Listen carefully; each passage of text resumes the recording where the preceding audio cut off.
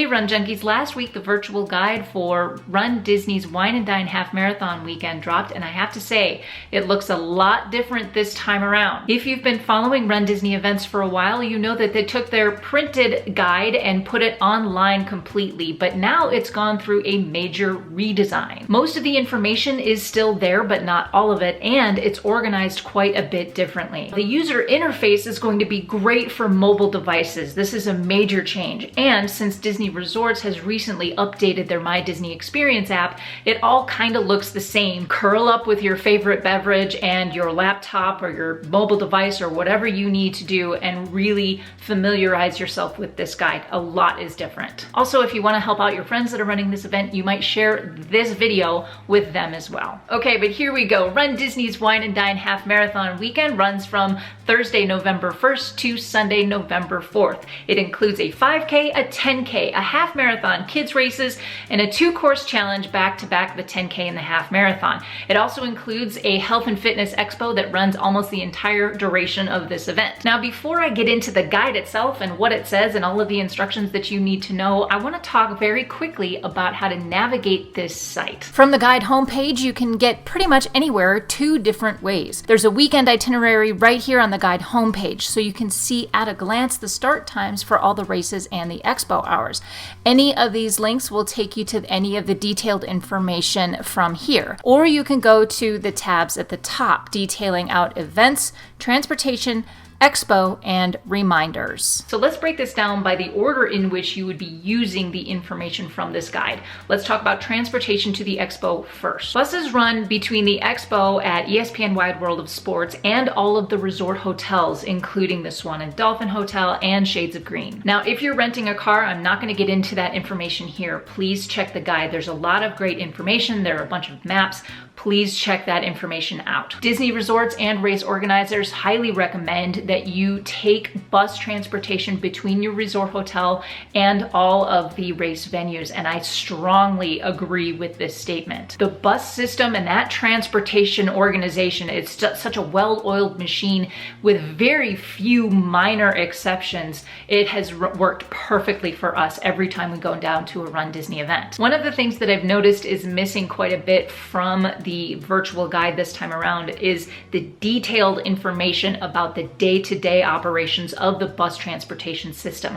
I think what they're doing is they're going to have bus transportation signs, and you at your resort should just consult that information. Also, the transportation folks at your resort hotel is going to be able to help you out quite a bit more about that. So look for sandwich boards like these when you get to your resort hotel.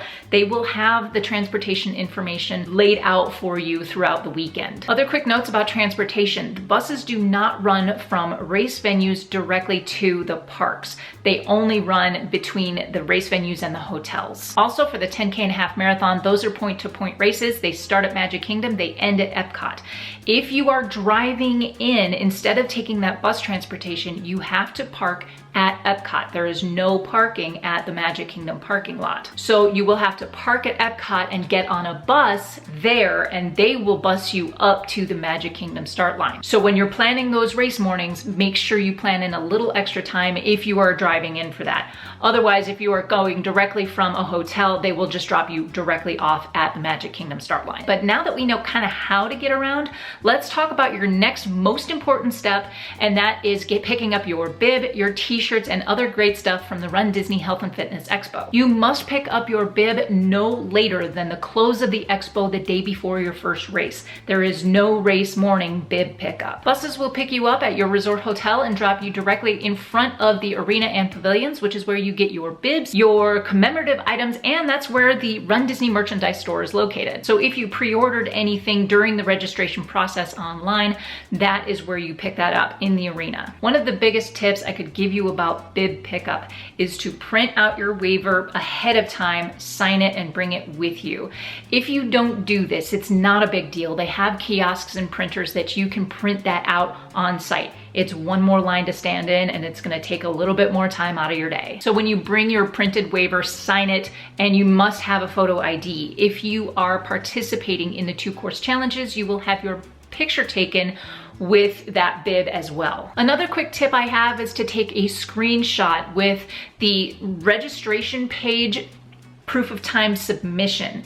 Also, get another screenshot of the race results page from the proof of time race you submitted. If you print those out, bring them with you, and there's any discrepancy in your corral placement, they may be able to help you remedy that at Runner Relations. Moving on to t-shirts. This is where you head over to the Visa Athletic Center, where all of the t-shirts and the t-shirt exchange is located. I highly recommend you try on your t-shirts. If they don't fit, you have to exchange the whole bundle, but I have noticed that the same large is very different in fit from one event to another. So just try that on, make sure it fits before you walk away. You will receive your t-shirts in a clear plastic drawstring bag. This will serve as your gear bag check on race mornings. The rest of the exhibitors are also located at the Visa Athletic Center, and this is a great place to pick up last minute items for your race day or any souvenirs that you might want to take away from the weekend. Moving on to race mornings. One of the things I noticed in this new layout for the virtual guide, they didn't spend as much white space on transportation information. I think that's because they really want to make sure you are going to your resort hotel specifically, because depending on where you're staying on site, your transportation information might be different from one resort hotel to another. But now let's get into the races and course maps. The Disney Fall Feast 5K is on Friday, November 2nd. The race will start at 5:30 a.m. in the Disney's Animal Kingdom parking lot. Plan on being in your corral at least 30 minutes prior to race start, and remember, there will be security. If you are bringing any bags at all, they will be inspected, so allow for time on that. This is a one-loop course through Disney's Animal Kingdom to start and finish in the parking lot, and it is not timed. The staging area has a few things I'd like to point out. First, take a look at where the restrooms are. My guess is the banks closest to the park entrance, meaning farthest from the start, may have the shortest lines, especially as you get closer to the start of the race. Now let's look at the course map. The first mile is almost entirely through the Disney Animal Kingdom parking lot, then entering through the park's main gate. You run up toward the Tree of Life at Discovery Island. There's a short uphill over the river and then a quick downhill, so watch your footing there. Then you turn left into Pandora. You make your way back along the river toward the Lion King Theater and through Harambe Market to the only water stop at about 1.5 miles. You run through some backstage areas to the Kali River Rapids, then toward Expedition Everest. That's mile 2. Then it's through Dinoland USA, and most of mile 3 is backstage to the finish line back in the Disney Animal Kingdom parking lot. Now a quick note of caution here. Animal Kingdom has some twists and turns and ups and downs, so please watch your footing throughout this park. Run Disney's Wine and Dine 10K is on Saturday, November 3rd at 5:30 a.m. It begins in the Magic Kingdom parking lot and ends at Epcot. Buses start running at about 3:30 a.m. They will start running from your resort hotels and from the Epcot parking lot. Remember, if you are driving in, you have to park at Epcot and then take a bus to Magic Kingdom. So plan that into your morning. There is no race parking at Magic Kingdom, so you have to park at Epcot. Allow for enough time to get on a bus and get to the start line. If you want your gear bag after the race, you have to bring it with you to the start line. They just load it on trucks and they bring it to the Epcot finish line. They'll be waiting for you when you get there. So looking at the start staging map, it looks like you may walk in from the TTC and monorail resorts from this direction, and the buses drop off right here. You drop off your gear and enjoy some entertainment before heading to the corrals on the west end of the start area. The 10K course this year is almost completely different from last year's Wine and Dine 10K. You spend the first 4 miles out on open road. If you've ever done the Walt Disney World Half Marathon, it's very similar to the stretch between Magic Kingdom and Epcot. You do not go through Hollywood Studios this year. This cloverleaf can be a tough uphill, so be ready for that. Then you run in through Epcot, pop out backstage briefly, then back in at International Gateway, all the way around World Showcase, and back out to the finish line in the parking lot. Water stops are at 1.5 miles, just after mile 3 and just after mile 4. Disney's Wine and Dine Half Marathon is on Sunday, November 4th, and again, it's a point-to-point race. It starts at Magic Kingdom and finishes at Epcot. Transportation, gear check, same rules apply as with the 10K. Once again, race start is at 5:30. 6:30, but they might start running buses a little earlier than this because this is a bigger race. So expect those buses to start running about 3 a.m. There are slight changes to this year's half marathon as compared to last year's Wine and Dine half.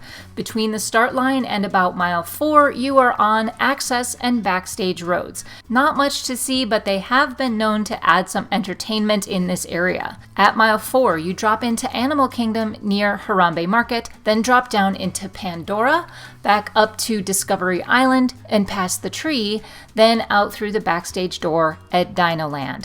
Then you are 5 miles outside of the parks. You run through Animal Kingdom parking lot out to Osceola Parkway, then north on World Drive. There's a steep cloverleaf here and a quick trip through Hollywood Studios. Up the river path past the Boardwalk Resort, in through Epcot's World Showcase, then out past Spaceship Earth to the finish line. There are 9 water and Powerade stops and 1 nutrition stop just after mile 8 that will have Jelly Belly sport beans. Kids races are only on Saturday the 3rd and they take place at ESPN Wide World of Sports. I highly encourage you to plan several hours, at least a few hours out of the middle of your day to go get out to ESPN, do the race, and get back. And these races are midday. There's very little cover out at ESPN Wide World of Sports, especially once you get out to the track. I'm not gonna say much about this, but check out the virtual goodie bag. Once again, this is their attempt at reducing waste paper, and the goodie bag this time around is probably the biggest I've ever seen it. Definitely check out the deals in there, especially if you are shopping at the expo. Lots of great discounts. Finishing off here, the post-race party is on Sunday evening after all of the events are over, and it takes place over at the Epcot Food and Wine Festival. Now, right before the party, I will be joining Joyful Miles, RezRuns, and Kimberly Estabrook for a joint meetup. So I hope you can join us for this. There's more information in the description below. These meetups are so fun, you guys. I love that. They're really the highlight of any Run Disney event for me anymore, getting to meet you guys face to face. So if you're there, I hope you can stop by. Okay, moving on to the post-race party itself. If you signed up for the half marathon or the 2-course challenge, you automatically get a ticket into this event. If you want to bring family and friends, that ticket is an extra price of $84. This after hours access to Epcot's Food and Wine Festival includes character meets and limited attractions. Again, because this guide is so different from what it has been in the past, I strongly encourage you to check out all of the information under the reminders tab. This is where all of your FAQs are about the races in general, including instructions on how to get your race photos, results and certificates, lost and found, gear bag check, spectator, and safety information. Speaking of safety, I have a couple of quick points. First, just be aware of your surroundings. There is a lot going on. Maybe consider leaving the headphones at home. You don't really need them anyway. They're highly discouraged. There is a lot going on at any one time, so please stay alert. Follow the costume rules and safety guidelines and watch for any changes on the course. And guys, weather in Florida, especially this time of year, is kind of unpredictable. So make sure you are paying attention to what's happening on course. And the race organizers, above everything else, have your safety and the safety of the staff and volunteers above everything else. Please be considerate and do what you can to keep yourself and those around you safe. And of course, as always, thank those volunteers and cast members. Without them, this would not nearly be as much fun of an event. Okay, I've done a lot of informational videos about Run Disney Events. I've left links to several of my past videos in the description below. I will also be joining Joyful Miles on their podcast to talk a little bit more about the virtual event guide and any tips and information you might need for Wine and Dine going into that event.